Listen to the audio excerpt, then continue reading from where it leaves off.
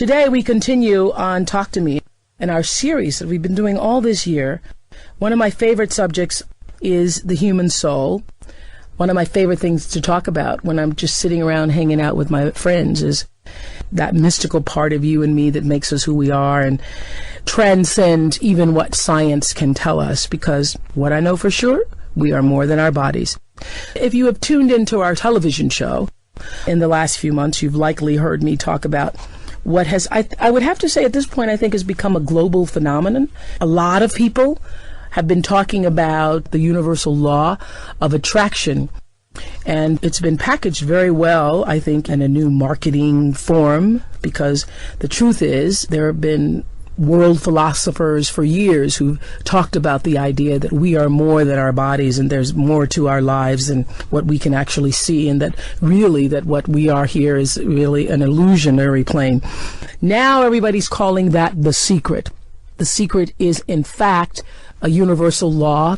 I'm really, as I've said on my show, very excited because for years, for me, the real purpose of the Oprah Winfrey Show, when I first figured out that I'd been given this opportunity to speak in people's homes every day, and that was more than just a show, I understood that it was about teaching responsibility, about letting people know that you are responsible for your life. And so for years, I've been talking about some of the principles involved in the secret, and that is that the choices that you make every day, and even more so than the choices, the way you think and then make the choices, has everything to do with what your life is. And so, in essence, you are creating your reality every day. I have believed that and seen it work in my own life in so many ways. So I'm really excited that the secret has at least opened consciousness in such a way that other people have been able to at least see that light, that moment that says, you know what, I am more than my body. There are no accidents. Everything is happening for a reason, and I do have a lot of control over it. Many of you may not know that there is a secret behind the secret, and that for over 20 years, Esther Hicks and her husband Jerry have been spreading the word of that so-called secret. That's really not a secret because so many people have known it. They've been spreading the word of that to thousands upon thousands and thousands and thousands of people, teaching this art of allowing your natural well-being to come forth through the law of attraction and using the law of attraction to create a more purposeful life. It was based on her knowledge, she says, of this universal law, that she was invited to be a primary contributing expert on The Secret. Esther Hicks was. Maybe you saw the original Secret tape. The original Secret tape, you're on that tape, Esther. Yeah. Yeah. Hi, welcome, first of all. Hi. Thanks. And so you're on the first tape, and until probably, last weekend I saw a tape and you were not on it. You were first on the tapes, and now you're not on the tapes. Can you tell us why you were on the tapes and now you're not on the tapes? Well, Rhonda originally came to us. Rhonda Burns, the creator of The Secret. Yes, darling girl. Yeah. And she was on a cruise or two with us. Where you're teaching this law of attraction. We do like 50 seminars a year and some Okay. cruises. And so I'd heard that she was there even though I hadn't met her. Okay, I clarify that just to say, oh, we were cruising together. No, there were a lot of us. Okay. A lot of us, not just the two. What are you wearing? I don't know. Are you going to the beach later? Okay, clarified that. So anyway, they came on board and they videotaped our entire week-long cruise, the whole... Rhonda and her crew. Her crew, there were a lot of them, nice Australians. And then we spent one day in another little room with a green screen behind, and she interviewed Jerry and I and Abraham. Abraham is the entity that you... Abraham is the weird part of me. Abraham is the non-physical... I'm glad you said it. Everybody else thinks that. Abraham is the non-physical entity that you use the word. That to me, they are non-physical consciousness. So Okay. I quiet my mind and I tap into their vibration, and then I speak what they say. Okie dokie. Yeah, I know. Now, okay, I'm going to come back to that. Yes. But so when Rhonda Burns and her crew, who were filming The Secret at the time, started taping you, is that what we see on the original tape? Yes, And that's Abraham. That's Abraham Yes, speaking there. yes. And so when I read your book, yours and Jerry's book on the law of attraction, which I just noticed is on the bestseller list last week. It is. Isn't that nice? I think that's very nice. Yes. So when I read that book, what I realized is that so much of what is said on and in The Secret, the tape, is almost directly from your book. Well, that book, we just produced that book, but it's almost a literal transcription of the early recordings we did. The first recording being Law of Attraction, the second one being the Law of Deliberate Creation, the third one being the Law of Allowing. And Rhonda had been listening to those recordings. She said to us one day, in fact, I really thank her for the idea about producing the book, because she said to Jerry one day, Jerry, I've been listening to these recordings over and over and over again, and every time I hear them, I hear something more from them. I think you should put that into a book form. And Jerry said, I've been meaning to do it for a long time. He had a lot of it already pulled together. And Jerry, your husband? Jerry, my husband. Yes. So that's how that book came about, was The Law of Attraction. The Law of Attraction book. For those of you who have felt, stimulated, inspired by The Secret, I would have to say that the Law of Attraction really opens that door further in such a way that you begin to truly understand the principle behind the Law of Attraction and how it works in almost every phase of your life. I know you believe it works in every phase of our lives. I do. I believe that the Law of Attraction, that everything is about that. And once you understand the Law of Attraction, and you are looking not only at your own life, but anybody else's that you have, that you're up close enough to really know what's going on, you can see that everybody gets exactly what they're offering vibrationally.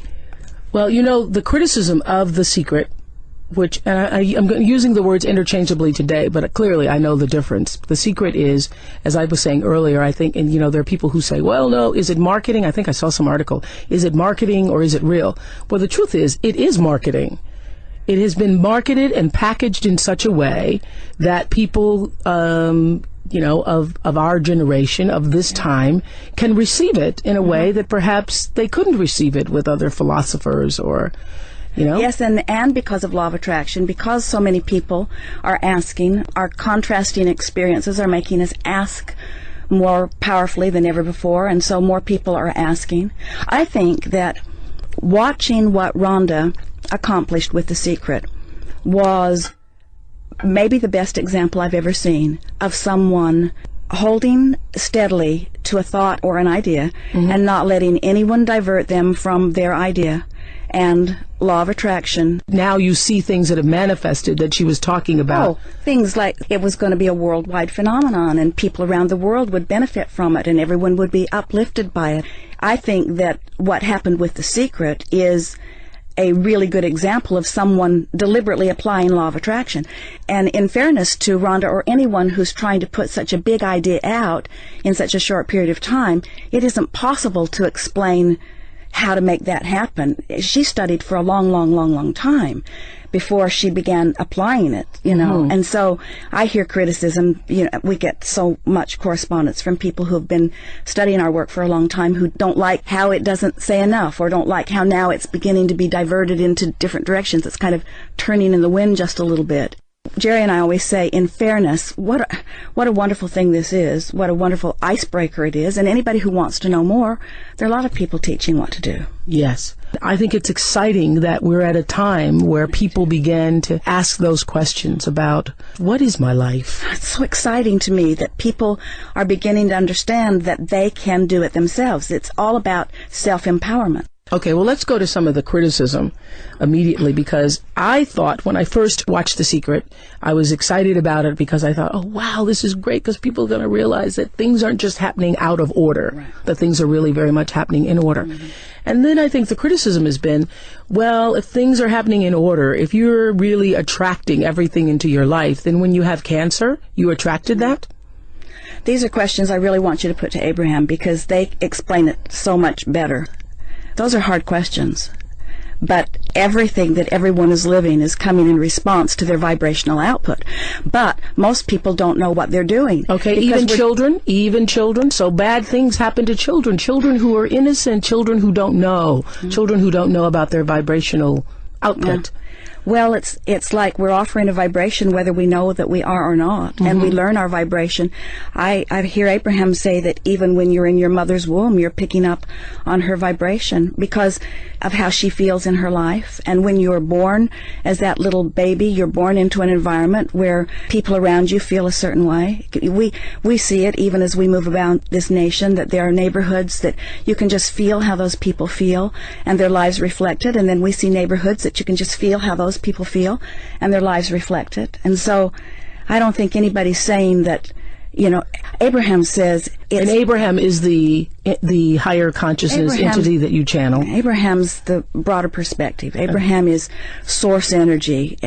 The way source energy coming from the source. And we all have access to it. Yes. And through a process of meditation, I managed to quiet my own resistance enough that my own vibration raised so that I tuned into them. Well, this is the thing. Yeah. I know you've agreed to be here because I said to you, when they were going to get you here, I said, tell her, please, she's going to have to come on several shows just to come back because there is no way I'm going to be able to get all my questions out in one session. So I think in our next session, I certainly want you to channel Abraham. But before you do that, for everybody who's listening right now, you're going, what? Sounding weird to me, Oprah. Very weird, Ola.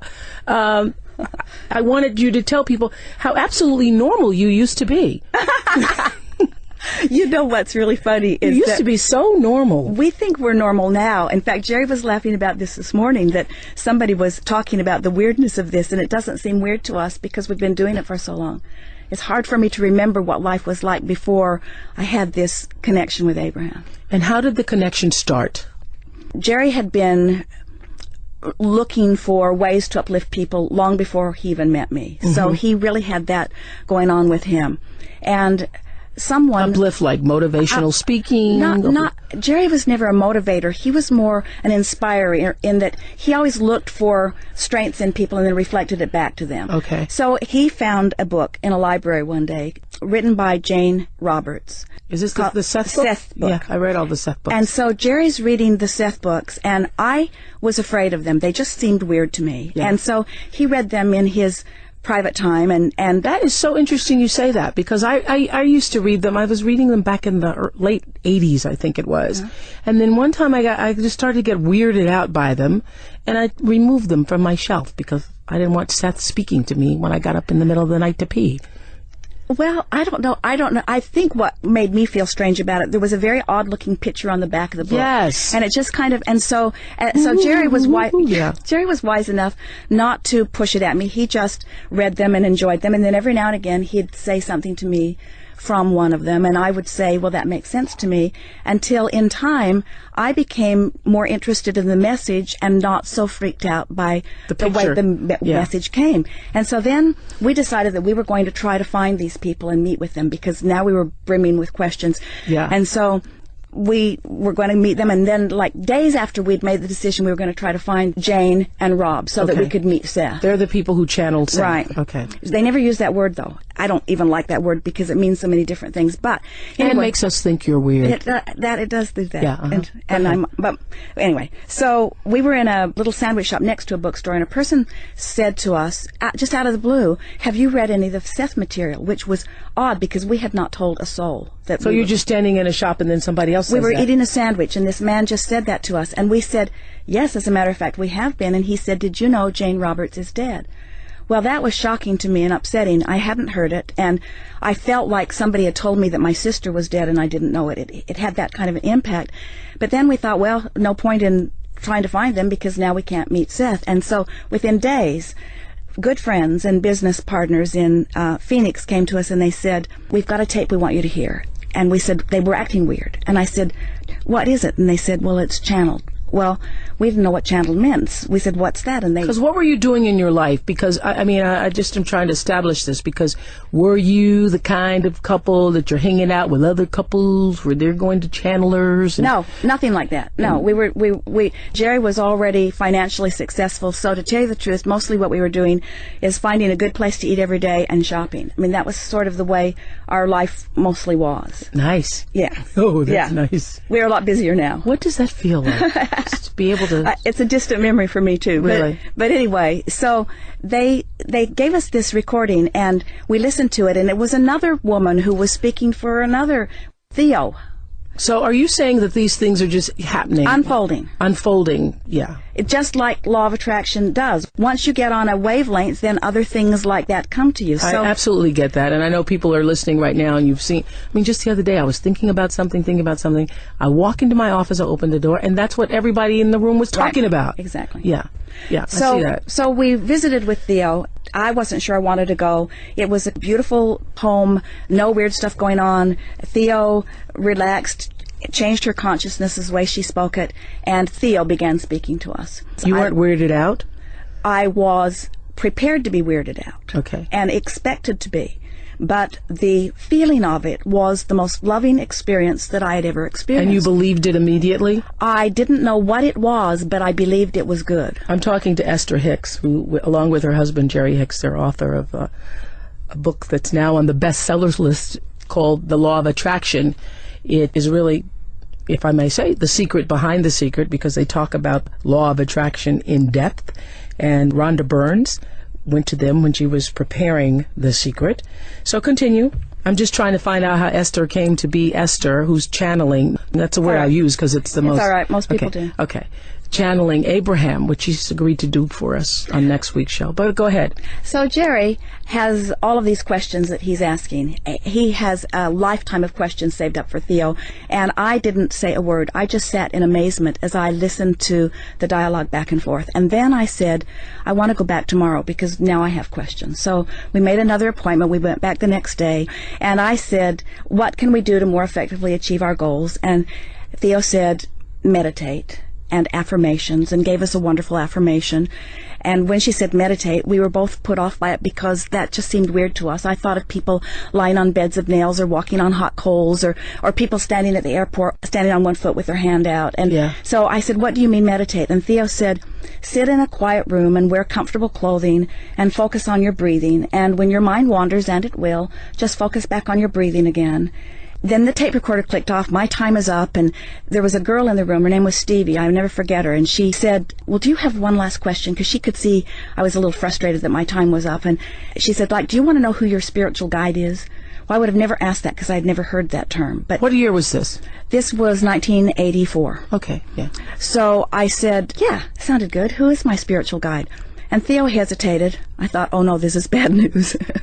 I thought maybe my spiritual guide was someone bad, but she hesitated, and then she said, we are told it will be given to you directly. You will have a clairaudient experience, and you will know. A clairaudient experience. I didn't know what that meant. Okay. So do we all have spiritual guides? Yes. Mm-hmm. Yes. Do you believe that some have more than others? No. I believe that we all are extensions of source energy, and we all have equal access to this wonderful energy. It's just a matter of getting into the place where you can hear it. Do you have 1 or 2 or 3 or 10? When I first was thinking of Abraham, I thought of them as like an individual. In fact, you call Abraham as many entities. They refer to themselves as we. They say they're a collective consciousness. Now, you must admit that this sounds strange to people. It has to. I know how I felt about it. I know how I felt about it in the beginning, and I have to say, if it hadn't happened to me, I can't say that because I was listening to Jerry read Seth to me, and I was captivated by what I heard from Theo, and Stevie, who was in the room, said it looked as if my heart opened. So who knows? You can't say what would have been, but... Okay. And so when you first started channeling Abraham, you go into meditation, and what happened? So we went home, put on our bathrobes, sat in a quiet room, pulled the drapes, sat in wingback chairs with an etagere between us because it was frankly just too weird to do it together.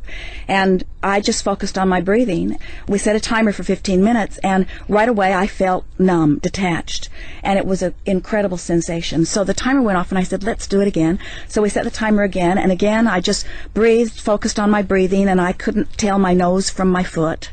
Now I'm excited about whatever this is because of the feeling of it. And about because now you're just meditating, but you love the feeling so much. I love the feeling of it. And it's because it's better than shopping. Yeah. You've just been shopping and eating, so you're thinking, now I'll just meditate.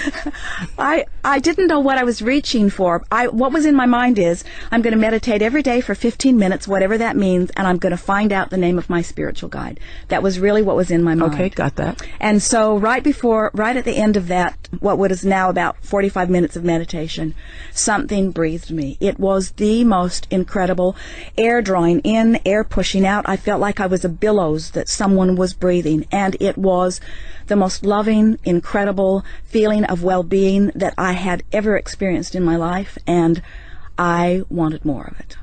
Something breathed you. Something breathed me. That's the only... I know now it was my first interaction with Abraham, but... So we meditated. And did he say, I am Abraham?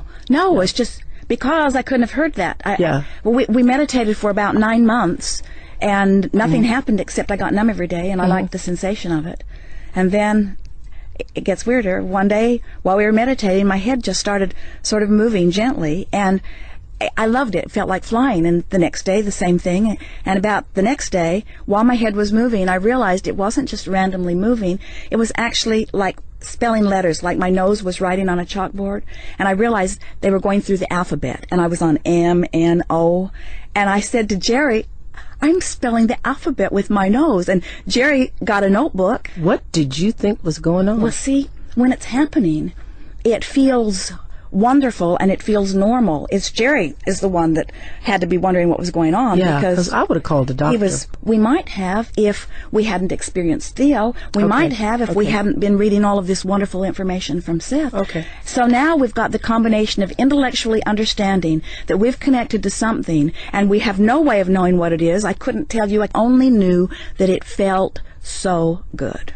And you wanted more of it. And I wanted more. Okay, so you start spelling with your nose. For about 2 months. It was awkward and awful. Jerry woke me up in the middle of the night and propped me up in bed and would ask a question, and off we'd go. It was bizarre and tiring.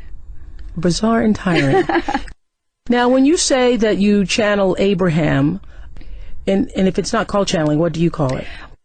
Well, it's what inspiration is. Okay. It's what the basketball player is doing. You know, he's trained his body to move well, but he gets into that zone and allows his broader perspective to flow through. I mean, I think everybody is doing it to some extent. That's why I don't like... The word implies that only a few can do it, and that it's weird, and that they are the chosen ones, and it's not that way at all. Everyone has access to this broader perspective. Why do you call it Abraham? That's the name they gave, and I don't repeat words that I'm hearing. You don't repeat words that you're hearing? It's not like that. Abraham gives me a block of thought, and at an unconscious level, I match that block of thought up with the physical word equivalent. Okay. So it's like blending their perspective and our perspective. I got it. So when they said, so they've explained that... Because they're not speaking, right now I'm talking like you, they're not speaking in English, or they're not speaking language. Speaking in vibration. They're speaking in vibration. That's why musicians can translate it. That's why artists can translate it. I got that. So I get this block of thought. Stay with us, XM listeners. I know. Hang in there. It gets better. No, because what's so fantastic is that we're talking about this on its own vibrational frequency. Oh, yeah. XM 156. Cool. That is a vibrational frequency here. So Abraham explains that the block of thought that they offered me, that the word Abraham was the best label that I could find that best defined who they are, because they are at the root of every religion. Because Abraham is really a part of every religion. You'll hear it in... Yes. I understand it. I'm with you. I know you are. I'm right there with you.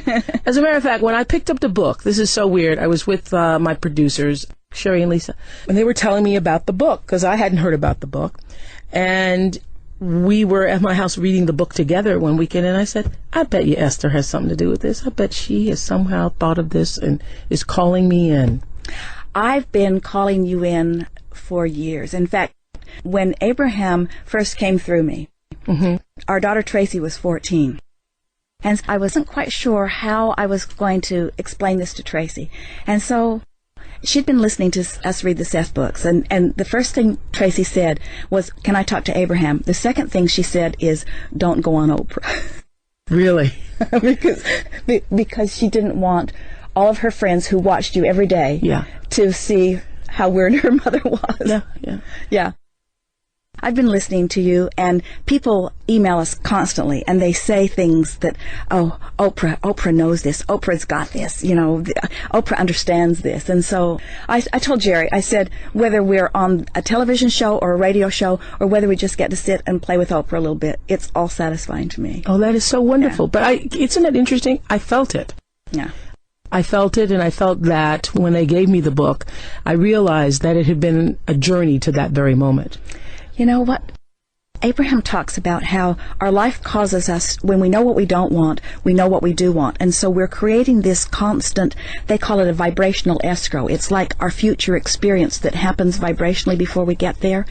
And I see so many things that are in all of our vibrational escrows. In other words, it's stuff that we've asked for that has already happened on some level. And if we can just get out of our own way, then all those things happen. So I think you were in my vibrational escrow. I think so, too. Yeah. I must have been. Yeah. Well, so a half hour's gone already. That's why I told you have to come back next week. Yeah. We'll be joining again with Esther Hicks on our continued Soul series. And next week, I'm going to ask her to bring in Abraham. That's what we're going to do. And you'll explain that my head does not turn all the way around and things like that. I'm trying not to be weirded out. I'm just going to be cool with Abraham. You'll like Thank it. you for joining us here on XM 156. Talk to Me, our Soul series. So happy to have been able to talk to Esther Hicks. Her book, along with her husband, Jerry Hicks, is called The Law of Attraction, on the bestsellers list right now. It's the secret really behind the secret. Email me with your comments and suggestions at Oprah.com or call 866-OPRAH-XM. Whoa, we're back, continuing our Soul series. Last week we were talking to Esther Hicks. Esther's still here. Esther Hicks, author of The Law of Attraction. She and her husband, Jerry Hicks, wrote that book along with Asking It Shall Be Given, Amazing Power of Deliberate Intent. Yeah. And those of you who saw the original secret tapes, you will see Esther on the original secret tapes. As we were saying last week, she's no longer on the tapes. I never let you answer why you're no longer on the tapes. We started to ask that question. Well, Rhonda said to us that because of the contractual agreement that we had with her, that supposed to get 10%. That's what I read in the New York Times. It was 10% of the DVD sales and 5% of any profit from it. And when we began it, we honestly did not believe that there would be any profit at all because it was a television series in Australia. And our intellectual property rights attorney told us not to expect anything, and we didn't. So we were thrilled with what came from it. But she said that they were not able to market it, maybe because Abraham's too weird. I don't know. She never explained to me why. They weren't able to market it with... Abraham is the entity that vibrates, and then she speaks. There you go. The vibration. I got that. Yeah. And that it would be necessary that we sign over our intellectual property rights for the material, or they would have to edit us out. So it was a simple decision for us. And then we began receiving so many emails from so many people that were so upset that we were no longer in it. So we wrote a letter to try to explain, because we didn't want people to be upset about anything. Yeah. There isn't anything, nothing went wrong, everything's all right. So there's no feud or anything. You know, I understand why Rhonda did what she did, I think, and it is better for me to try to understand, because pushing against something isn't good for me. Right. And I love her. She's adorable, and our books are really doing well. But there's no question about it. The emphasis on law of attraction has turned a lot of readers to that book. No question about it. Yeah, I happened to see it on the New York Times bestsellers list the other day, and I went, whoa, some other people are being attracted to the law of attraction. It's nice, huh? That's very nice. So at the time when you were removed, were you or Jerry, were you upset about it in any way? It was a really painful experience for me, because it felt to me like we were drawn in one way and utilized and then sort of discarded. But feeling sorry for yourself is not a healthy state of being, and so I'm like way over it. Yeah, really? Yeah, we've just been looking at the positive aspects of it. And the positive aspect of it is, I'm sure you see this, lots of other people are being introduced to your work, even though you're no longer on that particular tape. In fact, 2 or 3 people said to me recently that people are saying to them they're excited about The Secret, now what? And then they offer them our book, because that kind of tells them what to do next. Yeah, what to do next. Yeah. What's interesting also, too, about your book, which I really liked very much and I've underlined, and as I was saying last week, when my friends and I, when it was first given to me, we all read together, and I'd say, I'm on page 63. What page are you on? We're on page 82. Let's underline that. We're all talking about it. Your book does not put as much emphasis, and I think one of the criticisms right now of The Secret is, and I can see why people criticize it, is that it's all about getting rich. There's the moment in The Secret where I think Somebody puts the check on the ceiling and they're talking about money, money, money, money, money. But as I was reading the law of attraction is about how everything is coming into your life. That's right. Based on the way you're thinking, and not just about money. Do you think that the emphasis on money and getting rich and having boats and planes and bicycles has hurt it? Well, maybe, but in fairness, as we watched her production unfold, and the original Secret, I haven't watched the second one, but the original one, she had a balance. She had people talking about money and people talking about health and other things. I think her intention was to cover everything. But we have recordings on all of those things too, and the ones that are about money are the ones that outsell all of the others. That's the thing that people seem to think will solve everything. We know that it doesn't. I have to say too, I think that's why people are so attracted to The Secret, because they think it can help them get rich. Some people do, anyway. The Secret. Sure. So today we're talking about, and with Esther Hicks, who's the author of The Law of Attraction, and also I Like Asking It Shall Be Given. That's on my bedside right now. Not that I really need to ask for anything else. I'm doing okay.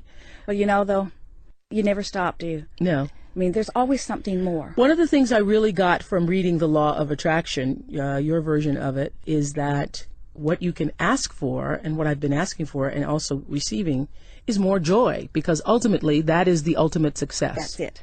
More joy. That's it.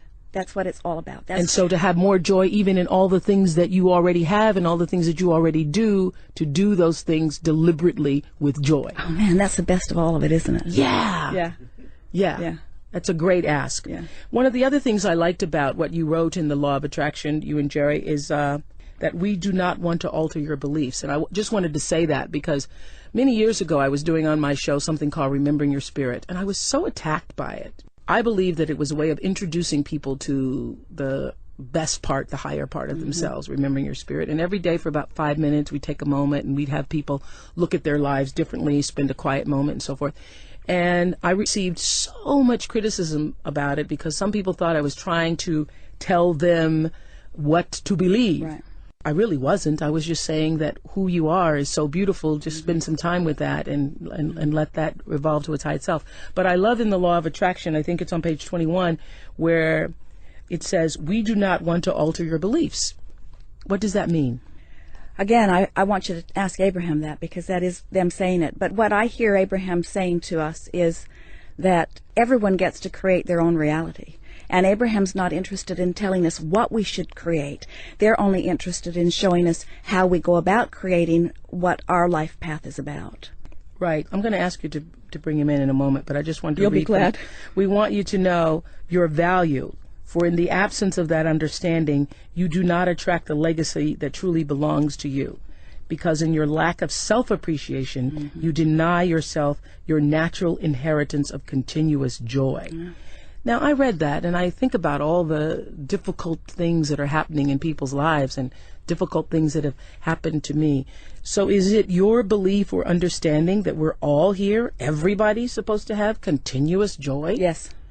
What about the yin and yang of life? Well, the contrast is what helps us to define from our personal perspective what it is we want to create. And once that explodes in us, if we would just turn our attention to that, we'd get that. But somehow, most of us, it's like getting back to money, we'll say, I don't have enough money. Well, every time we know that we don't have enough money, we ask for more, and when we ask, it is given. But we keep beating the drum of, I don't have enough money. And yeah, I said this on a show, that what you see people saying all the time is, if I could only make it to the end of the month. I've heard people say that. If I could only just make it to the end of the month. And you do. Yeah. You make it to the end of the month and you don't have more. So are you saying that the law of attraction says that whatever you give your attention to, that's what you attract? Exactly. Knowing what we don't want helps us know what we do want. Yeah. But we keep talking about where we're at, so we don't let ourselves become a match to what life has caused us to ask for. I got that. You say also in The Law of Attraction, page 25, once you understand that all people, circumstances, and events are invited into your experience by you through your thought, you will begin to live your life as you intended when you made the decision to come forth into this physical body. And so an understanding of the powerful law of attraction coupled with an intention to deliberately create your own life experience will ultimately lead you to the unparalleled freedom that can only come from a complete understanding and application of the art of allowing. It's so much fun. See, law of attraction's working all the time, whether we know that it is or not. But when we deliberately set forth an intention and we deliberately try to hold our thoughts on that by paying attention to the way we feel and guiding our thoughts that way, then to watch things begin to unfold, that's when life's really fun. I got that. Yeah. I'm talking to Esther Hicks here, who is, I'm saying today, the secret behind the secret, because she was a big part, she and her husband Jerry, of the creation of the DVD that Rhonda Burns did. Rhonda and her crews went to sit with Jerry and with Esther, and she was on the original tape. She's no longer on the tape, but she is here in our studio. And I'm going to ask you to channel Abraham. And let me just say before you do that, the reason why I wanted to do this on the radio is because I really do think that the television audience isn't ready for it. Yeah. So I just know. And so I know all the people listening, you're going to think it's a weird thing. And maybe it is a weird thing. I'm going to see for myself how weird it is. Prepare yourself. I'm preparing myself. That's why I thought I would do this virgin. I'd do my virgin run with Abraham on the radio in case some weirdo thing happened. So what happens? What is the process? Can you tell our listeners what this means? I just relax and quiet my mind. I usually focus on my breathing. Are you going to look the same? Yeah, nothing's going to change. It'll be all right. Okay. It'll be all right. My eyes dilate is about the only thing that's different. The pupils. And does it happen every time? Can you do it? Does it happen? Do you just say, "Hey, Abraham," and it shows up? The only time that I was not able to bring Abraham in was when the neighbor's dog got in our chicken yard years ago and mutilated some of our chickens. And I was so upset I couldn't relax enough to receive them. But so once you channel Abraham here on XM 156, once you do that, then I'm talking to Abraham. Are you hearing what Abraham is? I hear every word, but okay, what it is, I don't go away, but I become more is the best way to explain it. Because tell me again what you said last week, that it's a vibrational field. Yeah, I don't repeat words. They offer a vibration that because I've practiced for so many years, I tune to it easily. Mm-hmm. I think you do it too, Oprah. I think you are every bit as weird as me. You just don't use the label. And how do you see that I'm weird, Esther? How so? I don't see you as weird. I only say weird in the sense that I believe that you are weird in the way that I'm weird, in that you receive broader perspective, or you'll get an impulse that when you follow it just at the right time, it's exactly right. Yes. You know. Yeah. I'm going to ask you to bring in Abraham. All right. You'll like it. I'll like it. We are not really as strange as all of that. It is nice to have an opportunity to visit. So, Abraham? Do I call you Abraham? Do I call you Esther? What's the protocol? Mm-hmm. Most call us Abraham. Some call us Estherham. Estherham. Abraham is fine. Mm-hmm. And so when I this is so weird. So as I sit here on it's not weird from your perspective, but as you try to define it through the eyes of others, yes, you see them as seeing it as weird, and so then it feels weird. But in reality, it is not weird. Yeah. Everyone is doing this to some degree. To some degree, yes. Thank you for that clarification. So may I ask you some questions about some of the feelings that people have after hearing that they are attracting into their lives everything that is happening? So are you saying that everything happens in our life for a reason? We are saying that, but differently than that, in this way. Everything happens for a reason sounds a little bit like it is an outside reason that has been assigned. We say everything is happening because of the vibration offering that you are setting forth. Everything that is coming to anyone is coming in response to what they've been thinking about. As you think a thought, it activates a vibration, and as you continue to think it, that vibration becomes stronger until eventually you call it a belief. A belief is just a thought you keep thinking. And once you have activated a vibration enough that it is dominant within your vibrational patterns, then law of attraction matches it up with things like it. So that's why the law of attraction is that you bring into your life that which is unto itself. That is it exactly. Then why do such bad things happen to people who are not thinking about those bad things? Well, the best way to describe that is by saying to you that the thoughts that they have been thinking have the same vibrational essence. In other words, someone might say, I did not think about that specific thing. But there is no question, if something happens, what you are living always matches what you've been offering vibrationally. There are no exceptions to that. So the confusion comes in where what it means is people are offering vibrations that they don't know they're offering because they've been thinking thoughts. The thoughts are normal. It's like even what's going on in your nation today. There are so many thoughts that are fear-based, and people accept them as normal, but they are not good for people to think those thoughts. For instance? For instance, as you are thinking about terrorism and worried about it coming to you, wanting to be aware of what color the terror alert is today, and things of that nature, as you hold your thoughts upon those things, in time they begin to feel normal. But why shouldn't we feel a sense of terror? Because we've experienced terror in this country. That's what was the purpose of 9/11? Things do not happen because something outside of you is assigning you a lesson. It is that as you are living life, your response to life causes you to offer vibrations that then law of attraction responds to. So it's a little tricky to say that 9/11 happened for a reason unless you understand that it was the culmination of a lot of people giving a lot of thought. In other words, it was sort of a trigger point, you might say, to people feeling powerless, large numbers of people feeling powerless over a long period of time.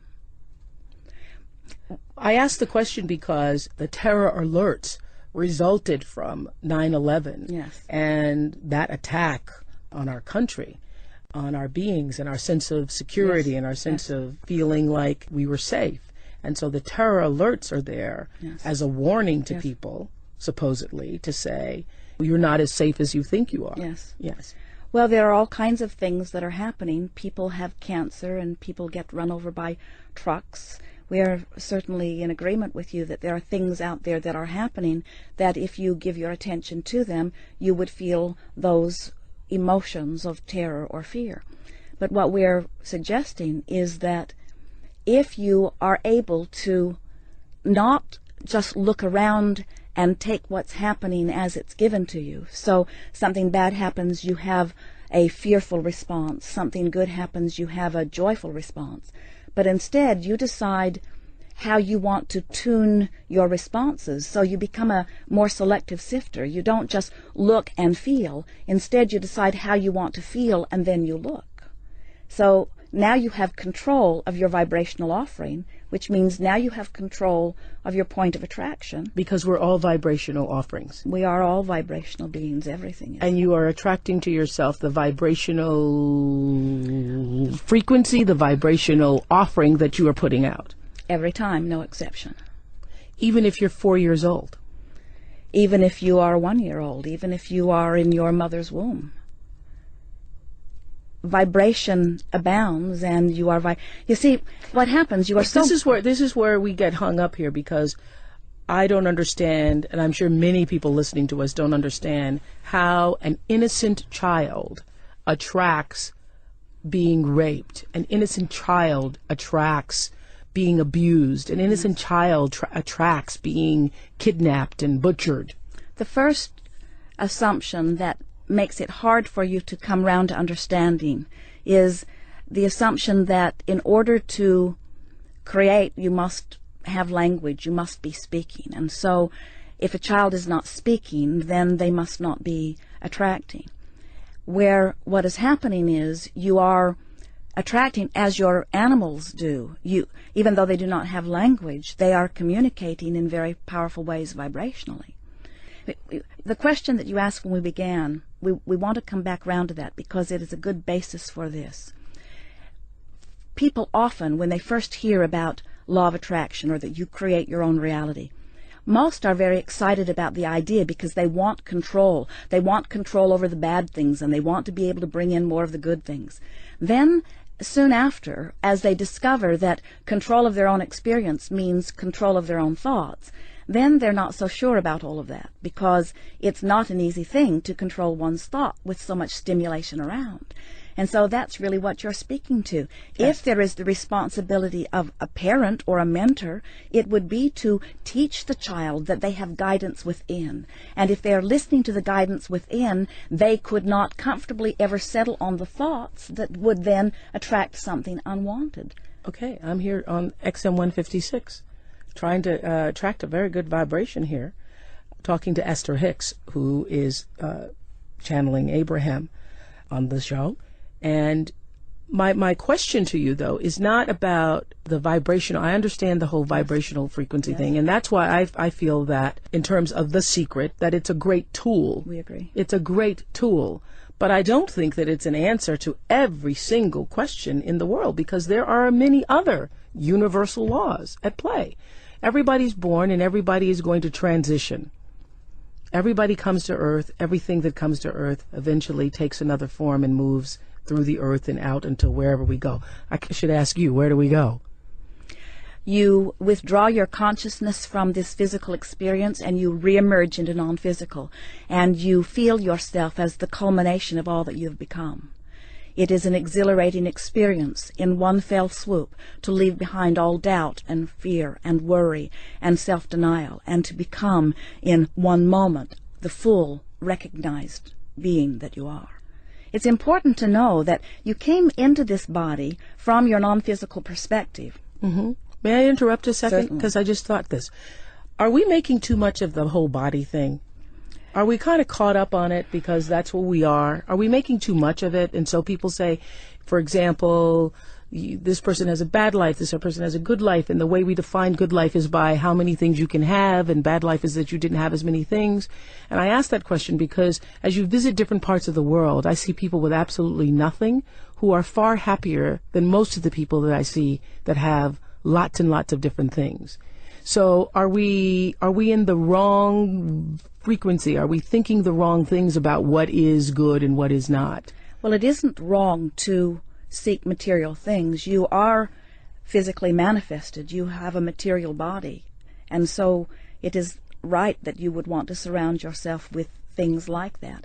But what happens, whether you are in an environment where there is very little stimulation about wanting things, or whether you are in an environment like this where there is so much stimulation about it, the important thing to understand is that whatever life you're living, your life is causing you to define what it is you are wanting. You're constantly emitting these rockets of desire as you sift through the contrast of your experience. It's not a complicated story to unravel, and we can give it to you in a very short period of time if you're wanting it. Please do. So, you are source energy, every one of you, and you make the decision to come forth into these physical bodies because you know that this leading edge experience on planet Earth is the leading edge experience, not just for man, but for that which man calls God. So as you express yourself forward into these physical bodies, the environment that surrounds you and the contrast of it helps you individually and uniquely to define what you desire. And as that desire is born within you, even before you can put words to it, it radiates from you like a rocket, and the source that was you before you were born follows that rocket and literally becomes the vibrational equivalent of every hope and desire and dream that every one of you dream. So out of the contrast is born the anew, the renewed, the expanded version of life. We like to refer to that expanded version of you as your vibrational escrow. It's who life has caused you to become. But most physical beings, even though life is causing them to become this, they stand looking at what they have rather than looking at who they have become. So they effect a separation between who they have now become and who they are letting themselves be. But the source within them always calls them toward it. That's why when you feel enthusiasm, you are on the same vibration. Joseph Campbell said, follow your bliss, and we think those are the best words that have ever been offered. But sometimes you cannot get a whiff of bliss. If you are in despair, if something bad has happened, if you've witnessed something, and someone is saying you should follow your bliss, even though Source is calling you, you can't hear it because the vibration of where you are and the vibration of Source is different enough that you can't hear it. Not that it isn't calling, but you can't hear it. So, do you know what the call of Source sounds like? People say it must sound like harps and angels. No. We say it depends on where you are. Mm-hmm. If you are in appreciation, the call of Source feels like elation. If you are in despair, if you feel powerless, the call of Source feels like rage. If you are in rage or anger, the call of Source then feels like frustration. In other words, it's a slight improvement from where you are is what the call of Source always sounds like. So 9/11 came out of so many people feeling so powerless for so long that the next logical step for them was something. We always say we want to call you through the rage and revenge so that you don't act on it, but it is a logical place to be. If you've ever been depressed, you know how much better you feel when you get mad. And your friends don't want you to be mad. They liked you better when you were depressed. But you've got to admit, at least you're breathing now, you do feel better. So everything about coming into alignment with who you are is about closing that gap between whatever you're focused upon in your now experience and who you really are. Well, this has been very interesting. Very interesting. Thank you, Esther Hicks. Thank you, Abraham. But it's time to wrap this chapter of our exclusive Soul series here on Oprah and Friends XM 156. Fascinating to me. Next week, more on how we can apply the law of attraction in our own lives, which I know lots of people are talking about these days. And does it work, or doesn't it work? And does it make you a victim if bad things happen? And find out if there are other universal laws that also will help us begin to live a more purposeful life. Oh, hey, welcome back. We're still talking to Esther Hicks. I can't get enough of her, who's written the book, The Law of Attraction. Those of you who are stimulated by The Secret or have questions about The Secret, that's a great follow-up book to open the door, expand your thinking, really understand and to be able to begin to put into practice the law of attraction. Last week, Esther was here, channeling Abraham. I have to tell you, I couldn't tell the difference between you and Abraham. I have to tell you. Oh, that's cool. Yeah. You don't find him a lot smarter? No, I think you've been listening to him for so long. You're getting it yourself. I think I do have it, but they do have a clarity that I don't have. A clarity. I think I noticed that there is a difference in articulation. Mm-hmm. I mean, I think sometimes the words feel a little sharper, more succinct, more direct. Mm-hmm. That's what I feel. What does that feel like to you when you're doing that? It's the best thing I ever do. Mm-hmm. Them flowing through me. It's like flying. Mm-hmm. I love the sensation of it. Really? It's the feeling of utter well-being, and it's the feeling of knowing everything. Yeah. Yeah. And you say utter well-being because how do you know what your state of being is? To me, it's the absence of anything that's bothering me. Yeah. Utter well-being is just that feeling, that everything's fine and that everything's all right. And it's a feeling of elation. So as I sit here talking to you, I wondered when I read yours and Jerry's book on the law of attraction, which is now on the New York Times bestseller list. This is written so beautifully through the words of Abraham that you say, that you channel. And I'm wondering, because you know all of this now, do you ever have a bad day? Yes. But well, you attracted that to yourself. Absolutely. Yeah. And when I have a bad day, I feel guilty, which makes the day worse. And then I remember Abraham saying, you are where you are. Just reach for a thought that feels better. They say you can't set your radio dial on 6:30 a.m. and hear what's being broadcast on 98.7 FM. Or XM 156. Yeah, or that. Yeah. So when something happens and you focus on it, you feel what it is. But we have choices. You say on page 49 of the Law of Attraction that your attention to anything is drawing it closer to you. So that means even when you're saying, and I loved it when you say, try not to think about snow. Everybody listening right now, don't think about snow. And immediately you think about snow falling, snow on a mountain, snow. And you're saying in the book, The Law of Attraction, that the vibration doesn't hear no or don't. The vibration hears snow.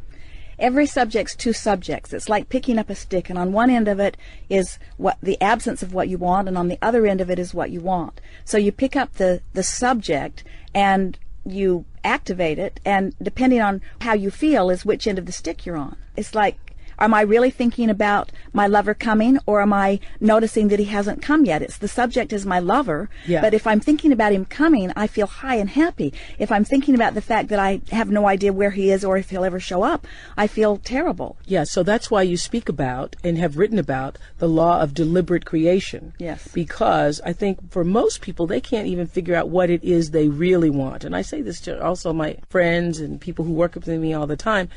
Don't say you do want something, but then subconsciously, the layer is, when you go beneath the surface of it, is, I'm not so sure I'm really going to get it. I'm not so sure I can really have it. Because that's then what is going to be working for you. That's right. The universe is not responding to our words. It's responding to the way we feel. So the more you think about, for example, you say, I don't want to think about it. I'm sick, but I don't want to think about it.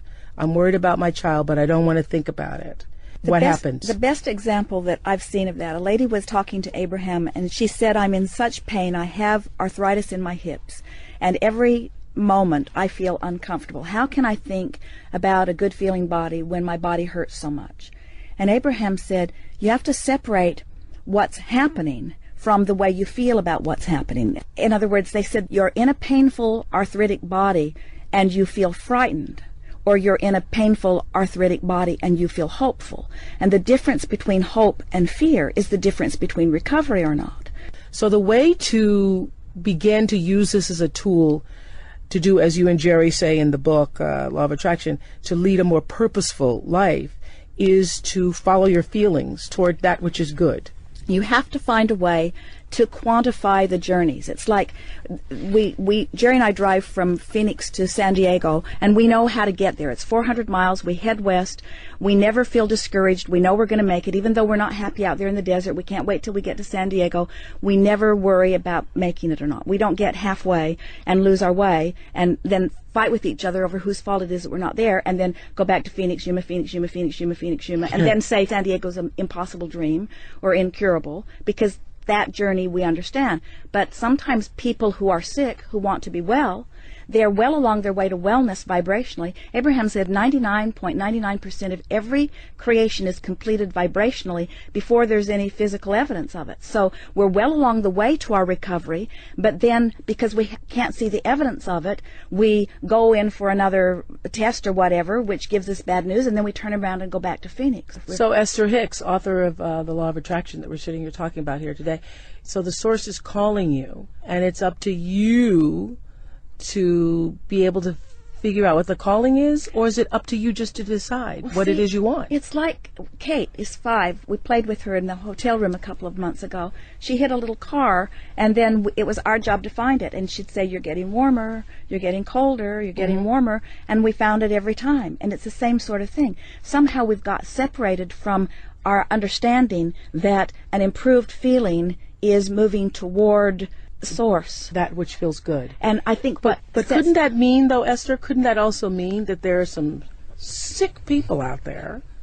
You know, I don't know what Abraham would say about that, but there are some sick people out there who feel good hurting other people, and that as they feel good as they're moving in the direction of doing harm to other people. Abraham tells the story this way. So imagine taking your boat. Abraham is the entity that you channels if you're just listening for the first time, okay? Take your boat down to this river's edge with your paddles in, and they say most people deliberately turn the boat upstream and begin paddling very hard. And they say, why don't you just turn and go with the flow? And people say, well, that just seems lazy. And what Abraham's wanting us to understand is that everything that we want is downstream. I'm smiling because I say that to my people all the time. And I don't have Abraham. And how did I know that if I don't have Abraham? Well, I'm not sure you don't have Abraham. Okay. I know that. But I use that exact phrase. I always say that there is a current to everybody's life, and there's a flow in your own life. And if you're struggling, it means you're moving upstream. Turn around, find the flow. And you don't even have to turn the boat and paddle downstream. Just let go of the oars. The current will carry you. That's what I always say. And see, so you know. So that stream is what's calling us. And here's what I think goes wrong with so many people. is that when we're in a really strong negative place, Yes. we don't have access to joy. We don't have access to elation. The vibrations are too far apart. Yeah. But we do have access to something that feels a little better. And if we could just know that the thought that feels a little better is a step in the right direction, and then the next thought that feels a little better is the next step in the right direction. You're getting warmer. You're getting warmer. Exactly. You're getting warmer. It's Kate saying you're getting warmer. You're Exactly. getting warmer. Yeah. So that's how you know. That's how you know. It feels better. That to move toward who you've become always feels better. To widen that gap always feels worse. How does the law of attraction mesh with religious beliefs? Because I think that's one of the things that when we first did The Secret on the show, one of the questions from one of our viewers was, well, where is God in all of this? And I said, God is the secret. God is at the heart of everything that is. So law of attraction is responding to our thoughts. And our thoughts equal our point of attraction. But now consider this. So we're source energy. We're born into this physical body. The contrast causes us to ask for this and ask for this and ask for this. So there's this vibrational escrow that's amassing. And the source energy part of us doesn't stay over here in the contrast. It rides that rocket and becomes the non-physical vibrational equivalent of what we're asking for. So God has expanded through us and is standing there in that expanded beingness calling us toward it. When we move in the direction of it, we feel better. When we move in opposition to it, we feel worse. How did we get so far off course? I think it's because well-meaning people, it's like our mothers say, listen to what I say instead of listen to how you feel. I think it's because when somebody adores you and they focus on you and they hold you as their object of attention, and because they're adoring you, they're connected to source and they're flooding that all over you. It feels so good, and then you want more of that from them. But then if they're not connected, then you don't get that. You get whatever it is that they're offering. But this is so wonderful. That's why, I have 151 girls at my school. I know. And one of the beautiful things about raising children, it's so amazing how I attracted this to myself, because I used to say the reason I would want to have children is so that I could begin to teach them the power of themselves, just like in The Wizard of Oz, which I think is one of the greatest spiritual stories. You've always had the power. You've always had it, my dear, that Glinda the Good Witch says. And to be able to let them know that they come from the source, as you call it, and that there's a part of them that because you do come from that you can do amazing things in your life. And so now I have this school, and all of my girls meditate. Before they go into their tests, they meditate. And before they do any sports games, they meditate. They all meditate. And they have their own religious beliefs. We have Muslims and Hindu, and we have Christian girls. And so all the girls have their separate religious beliefs. But then all together on Sunday afternoon, we all do yoga together. And I was in a yoga class with these 12-year-old girls talking about the benefits of meditation and how, because they've now learned it, that they can go inside themselves before they take a test and calm themselves. And when I see that, I realize that we have all been taught how not to trust ourselves. Right.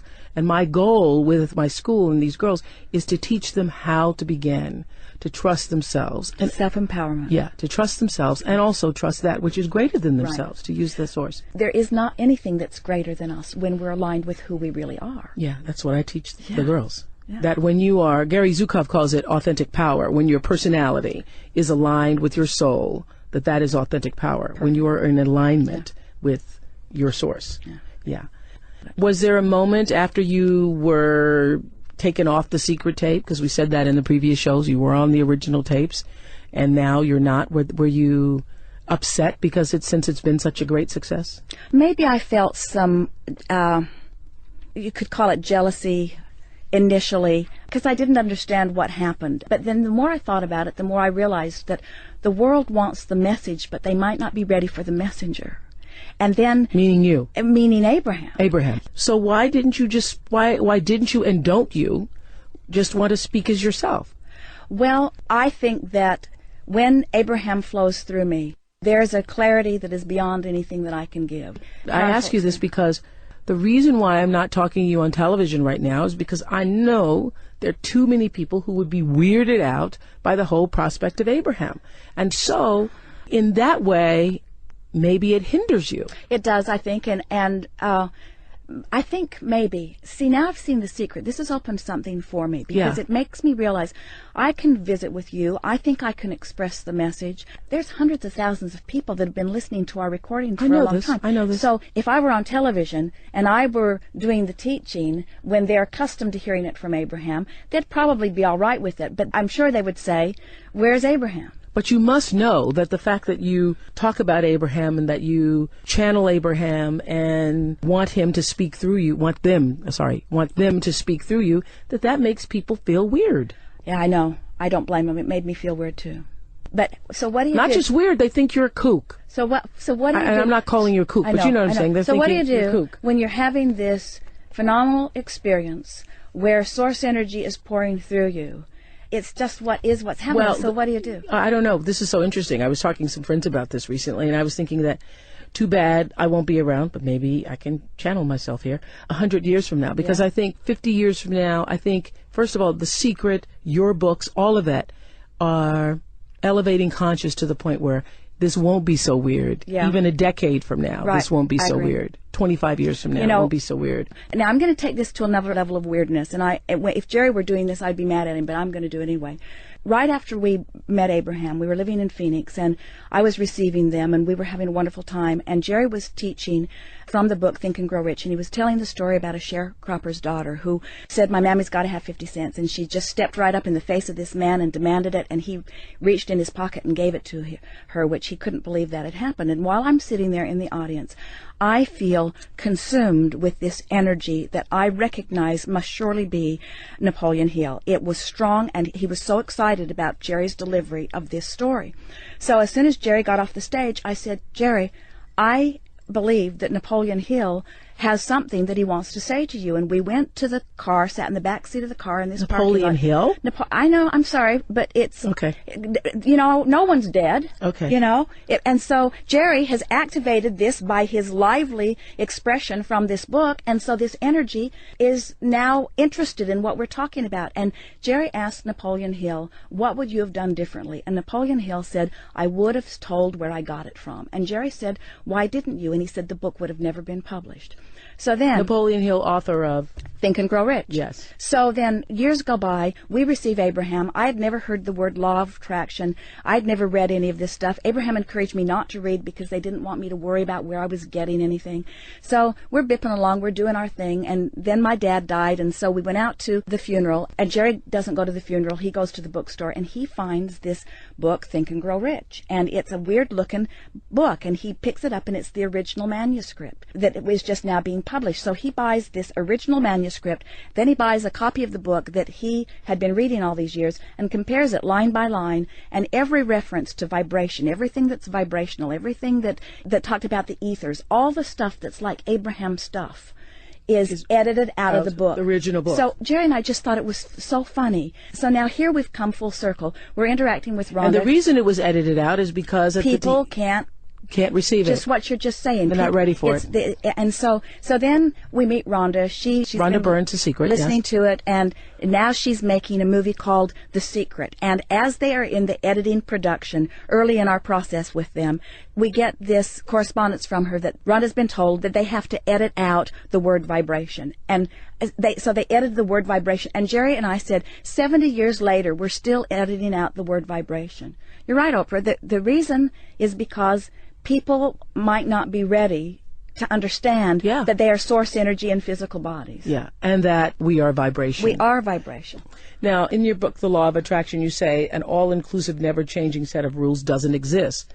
When I read that, I thought, well, geez, when people read that, they're going to think, well, this is in conflict with Christian teachings, specifically the Ten Commandments. Christian teachings are in conflict with Christian teachings, too. Yes. You know, well, I can't argue that. But specifically, I'm just talking about the law of attraction saying that rules change, that people evolve, and so rules also should be evolving with people then. When someone stood before Jesus dripping their illness, he did not see them in their sickness. He saw them in their wholeness. He saw their vibrational escrow. He saw who they really are. Mm-hmm. And he held that in his mind so powerfully that he dominated the vibration of their being so that they were well. And then he said, go forth and tell no one. Yeah, and that's why you say in the book also, you say that the greatest thing, which that really was a sentence that changed me, that Abraham said through you, that the greatest gift you can give to someone is your highest expectation of them. So when you see the best in them. Because when you see the best in someone, you're tuned in, tapped in, turned on to source energy. So it's not just you looking at them, you're flooding all over them with source energy. And by source energy, you mean what most people call God? Yeah, Abraham doesn't use the word God because they say it just makes you think of what you already think about God, and yes. what they think is different than what most people do. It makes you think of God in the religious context, yeah. I feel so much more closer to Christ as a result of what I've learned from Abraham than I ever knew before, because I feel how he felt. I feel like I know what he knew. When he says the kingdom of heaven is within you, he was talking about this connection to source energy. I would have to say that too for all the people who feel that it conflicts with your religion. You know, I obviously was raised not just Christian, but Baptist. And, you know, still hold to my Christian beliefs. And I would say that everything that I've learned metaphysically has really only enhanced what I believe about that which we call God. Do you have time for a really quick story? Sure. We were doing some telephone consultations a few years ago, and there was a woman talking to Abraham, and what she really wanted was a fortune telling. And Abraham's a teacher. They don't tell fortunes. They try to empower people. And so she wasn't really having a very good time. And so Abraham said to her, let's pick some subjects and activate them, and then they'll show up in your experience, and then you'll know your power. Well, she wasn't having any of it. She said, like what? And they said, like blue glass. And then they described different blue glasses. They said, a feather. Think about feathers on birds, on hats. Think about butterflies. And she wasn't having any of it. The consultation. Think about them and then see how they show up in your life. Think about them. But Abraham was just wanting to get her to talk about them with them long enough that it would activate the vibration of them. So she got off the phone, and I said to Jerry, she'll probably ask for her money back, because I could tell that she was not having a good time with Abraham because they wouldn't tell her fortune. So then we were in La Jolla, and we went to George's Restaurants, which we found because of you, and ate that wonderful soup. So anyway, we were on our way to George's, and we parked the car, got out of the car, and right in front of me was a store that I had not been in before, and we got clear in the back of the store. There was a wall of blue glass unlike anything I'd ever seen in my life, and I didn't make the connection between the consultation, but there it was. So then we went to George's and had lunch. Then we walked down to the cove, and we were walking across the grass right before you get down there, and there was a flurry of butterflies that surrounded us that was so intense we had to stop talking to keep from eating them. And then, all of a sudden, I see a little boy running across the lawn, and he came right up to me and handed me a pigeon's feather that he'd picked up off the ground. And when that happened... You, a stranger. Me, a stranger. And when that happened, I realized that all three of those things that Abraham had deliberately activated in that woman's vibration, and apparently in mine, within an hour of that consultation, the universe had delivered them all to me. Because when we activate something without resistance, it comes fast. Boy, I love that. Yeah. I love that. Yeah. If you activate something without resistance, that means also without doubt. So start with something easy. Don't work on the boyfriend that you've been trying to get for 20 years, or the money that you've never had. I have to tell you, the first time we started talking about this, that's what my best friend Gail says. Well, I don't know how come I don't have a boyfriend then. That's why. I don't know. Really? That's why, because I don't know why I don't have a boyfriend. Where is he? He's not here is the dominant vibration. Oh, I'm going to tell her that. She just needs to see honest to goodness, when we started talking about this, she goes, well, if the law of attraction works, then I should have a man by now. No, because her vibration says, I don't have a man. Where is he? Where's my stuff? And he's over there in vibrational escrow. She's been adding to him. He is so magnificent and so beautiful. And in the moment she drops those oars, he'll flow right into her experience. Really? Absolutely. So tell me again, what does she need to do? She needs to stop talking about him not being there and start saying things like, well, maybe he's coming and I'd like him to come, and I believe that he's out there, and wouldn't it be nice if I could see him? She did say that on the road trip. I believe he's coming. I believe he's there. And so when that is the strongest vibration within her, he will be there. But as long as he's not coming, she's holding him away with those other thoughts. So you're saying start small. Start with something easy, meaning something that you're not already worried about. So start with that what? Because you're testing it? You're just testing it. Well, you can test it. You can test it. I would test the law of attraction. I would deliberately activate things in my mind, and then I would watch law of attraction bring them. and Yeah. then you'll trust the law, and then you'll start to feel worthy, and then you can start shifting your vibration on the things that you've been beating the drum of that aren't working for so long. So I also understand it in terms of, because you've watched me for years. Those of you who are listening heard me go up and down the scale. I understand why the struggle, that just exactly the word struggle with weight has made it such an issue because of the struggle. Exactly. And so in order to be freed of it, you must release the struggle of it. No longer fear potatoes or potato chips. No, they're going to make me fat. They're going to make me fat. As you're eating them, they're going to make me fat. Or getting on the scale. As everybody who's listening, you've done this. You get on the scale and you feel worse. The numbers make you feel worse, and then you decide, well, okay, I'm just going to eat to make myself feel better. Yeah. So you can't get the thing that you are worried about, because the worry is the indication that you're offering the vibration of the lack of it. Okay. Worry isn't keeping you from it. It's your indication of where you're vibrating. Because the thought creates a vibration, and the good thoughts create good vibrations. Let's see, how can I say that? Good vibrations. The vibration, what we're always feeling is the vibrational interplay between who we really are and who we're being in this moment. So life caused me to want to be prosperous, let's say, but I'm beating the drum of I can't pay my bills today. Okay. The emotion that I'm feeling is the relationship, it's the vibrational discord between who I really am and where I'm being in this moment. So by reaching for a thought that feels better, I tune myself up that vibrational scale into vibrational alignment with the money that is waiting for me, or the lover that's waiting for me, or whatever is waiting for you. So what I've been saying for years, I've known this, because when people ask me, how did this happen to you? How do you have this life?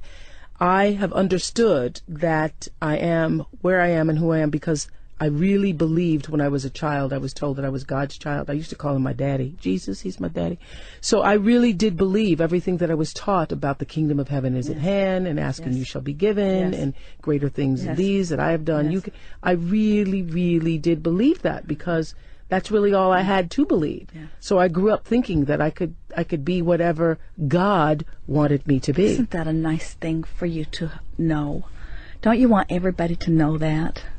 Yes. I do too. Yes. I do too. Yes. And that's why we are where we are. Yeah. It's a joy just to have been able to share this time with you. It was great fun for me. Thank you for coming, and bringing Abraham and the gang. Yeah. They had fun too. Esther Hicks, The Law of Attraction, on the bestsellers list right now. It really deeply defines, explains, and opens the door to all of the notions of the secret. So I'm really happy to have been able to have the book. I underlined it so many times that I now need a new book. Thank you so much for being with us. Thank you too. On our Soul series. Next week, more on how we can apply the law